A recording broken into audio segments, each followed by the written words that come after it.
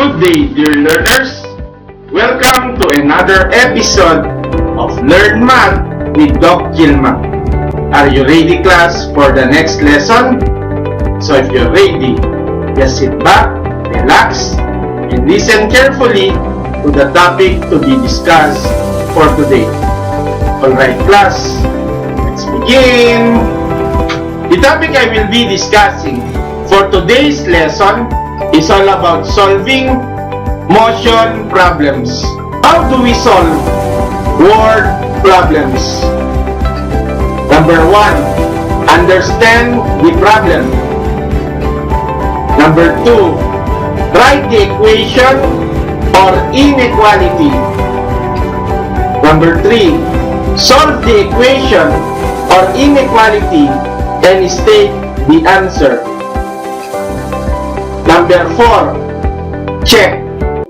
Consider illustrative example number 1. Two jeepneys starting from the same place and traveling in opposite directions are 350 km apart in 4 hours. One rate is 8 km per hour faster than the other rate. Find the rate of the two jeepneys. Consider the solution. Let x be equal to the rate of the first jeepney. X plus 8 is equal to the rate of the second jeepney. Recall d is equal to rt, where d is equal to the distance, r is equal to the rate, and t is equal to the time. The distance is just equal to rate times time. From here, we set up an equation. So we have 4x plus 4 times quantity x plus 8 is equal to 350. Since the rate of the first jeepney in 4 hours is 4x, and the rate of the second jeepney in 4 hours is simply 4 times the quantity x plus 8, wherein the distance is just equal to 350 km.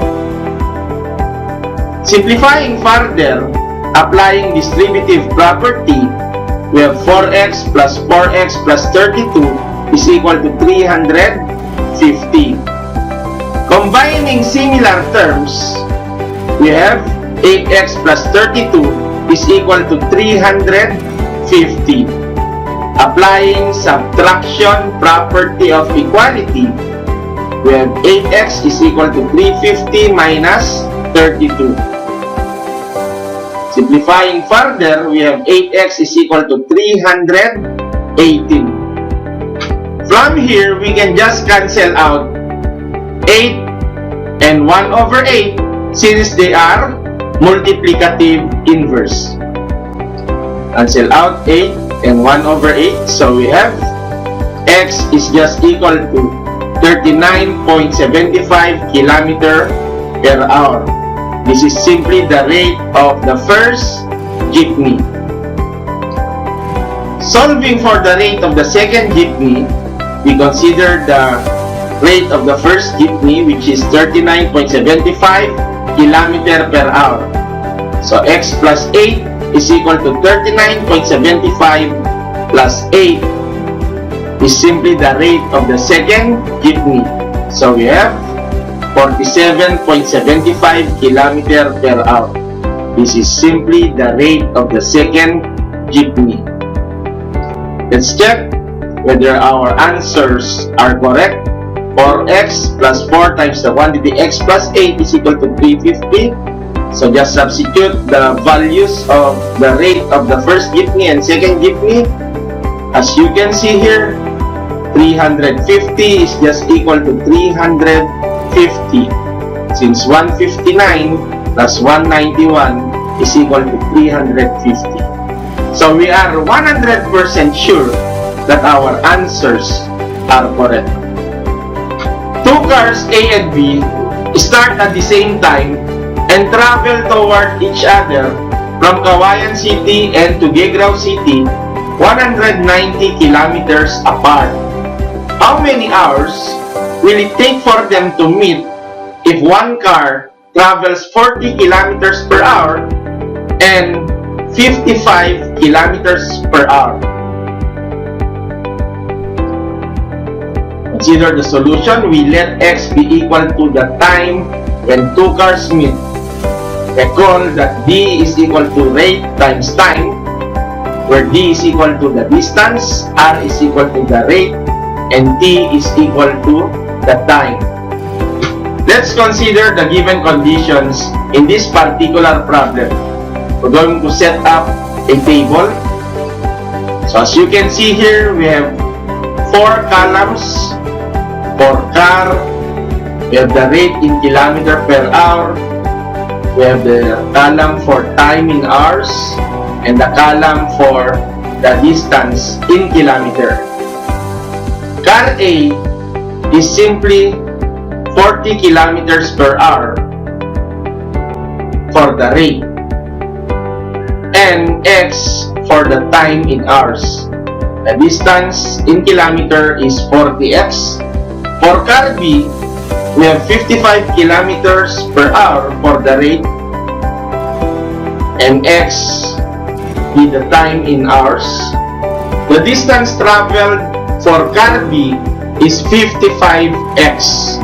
From here, we can set up an equation. Distance traveled by car A plus distance traveled by car B is equal to 190 kilometers. Hence, we have 40x plus 55x is equal to 190. Let's continue the solution. Consider the equation. 40x plus 55x is equal to 190. Combining similar terms, we have 95x is equal to 190. Applying division property of equality, we can divide both sides by 95. From here, we can just cancel 95 and 1 over 95 since they are multiplicative inverse. So cancel out 95. So we have x is just equal to 2 hours. The 2 cars A and B will meet within 2 hours. Let's check. 40x plus 55x is equal to 190. So we have 95x is equal to 190. 95 times 2 is just equal to 190. So we are 100% sure that our answers are correct. Before we end our discussion for today, let me first read to you a simple passage from the Bible.